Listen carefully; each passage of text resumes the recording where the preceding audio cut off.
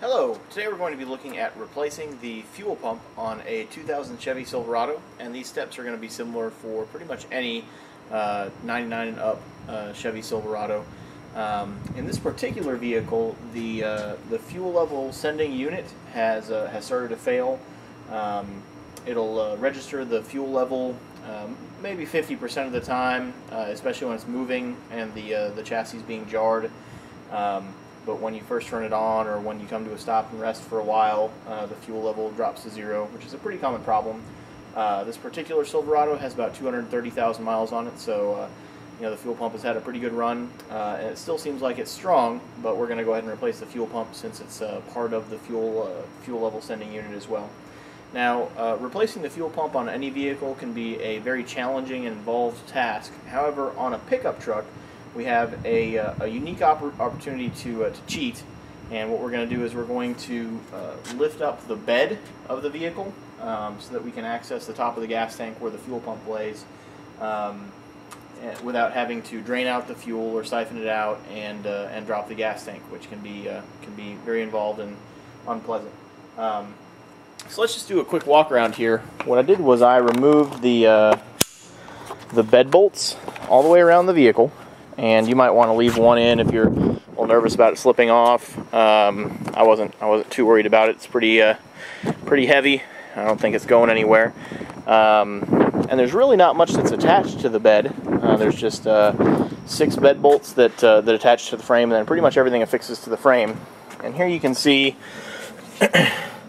the fuel pump right here. This connection for the fuel filler is definitely strained. That's the only connection that's strained, and it's just a rubber hose, so it's not an electrical connection or anything you need to be worried about. So as you can see, basically just 6 bolts, and lifting up the bed, we're able to access the fuel pump directly, which is extremely unusual. Usually a fuel pump replacement is going to be a lot more involved than that. In my particular case, I just borrowed an engine hoist from a friend of mine. Just a good old 2-ton Harbor Freight cheap engine hoist. The bed is pretty heavy, though a couple stout guys could probably lift it up, and you could set it on some cinder blocks, or this height isn't too extreme. Maybe you could do it with a jack with a couple wooden blocks on it or something. Obviously, doing something like this is going to be potentially very dangerous, so you want to be extremely careful. I would say using an engine hoist is probably the best way to go about it. If you can access an engine hoist in any way, shape, or form, I'd strongly recommend it. You can see I just have a chain affixed to one of the tie-down points there. But really, it's not that tricky. And if you feel like you can do it, I imagine you can, and do so safely. Just make sure you're being careful. So from here, it's very straightforward. We're able to just pull a couple bolts and remove the fuel pump right out of the top of the gas tank and install our new one, and that's pretty much all there is to it.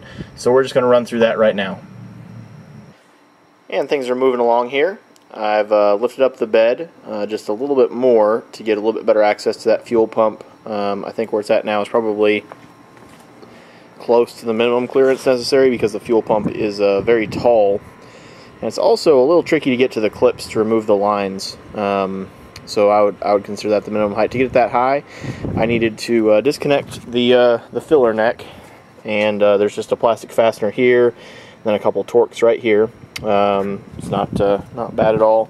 And then I installed another bolt in the far end of the bed loosely, just with this high. I wanted just a little bit of extra security there to make sure it was not going to go sliding off on me. So here's the old pump and the new pump. I picked up the new pump on eBay for, I don't know, 35 or 40 bucks. It was not much at all. It looks identical. Looks like a good factory replacement unit. It came with some kind of wiring harness for the connector, even though that doesn't appear to be necessary. It did not come with new clips for the lines, which I was a little disappointed by. These are kind of cheapy plastic clips that I'd like to replace. Disconnecting these lines was a little bit more of a hassle than I thought it would be. This clip right here was rotated vertically like this, and so to try to get to this bottom clip was pretty much impossible as it was. What I had to do was remove the top plate that secures the pump and slide it down the lines, and then pull the pump up a little bit so I could get to that bottom lip. And to remove these lines, all you do is you just squeeze these two tabs in like this, and the line will slip off. And then this middle one, I believe that's just a vapor return line. Not as important. It doesn't have a high pressure fitting like that, and it just has a clasp on it that goes around it that was very easy to disconnect. But this was definitely a lot more challenging to disconnect than I expected. But altogether, it wasn't too bad. Now I'm just going to install the new pump. I need to transfer these clips from here to here. Getting that top plate off was very simple. There's just a little tab that that secures the plate, and you just rotate the plate with a screwdriver and a hammer. Just tap the screwdriver with a hammer, and it'll just rotate off, and the plate comes off, and the pump comes straight out. I looked it up, and the 07 and up is just a little bit different.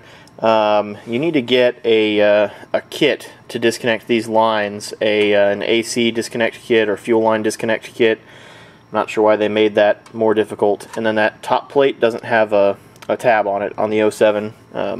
Otherwise, everything else is pretty much completely identical on the 07. And this will work with any cab size, as far as I know. Long bed, short bed. The gas tank still goes under the bed, and the fuel pump is accessible there.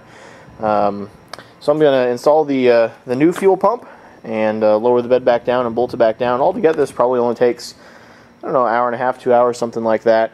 Looking at a couple other videos, I saw a couple clever ways people had jacked up the bed. Inserting a trolley jack onto the top of the wheel, and then jacking up the bed frame, and then putting jack stands in between the frame and the bed. Seemed like the best, safest approach that I had seen, using tools that people probably already have readily available.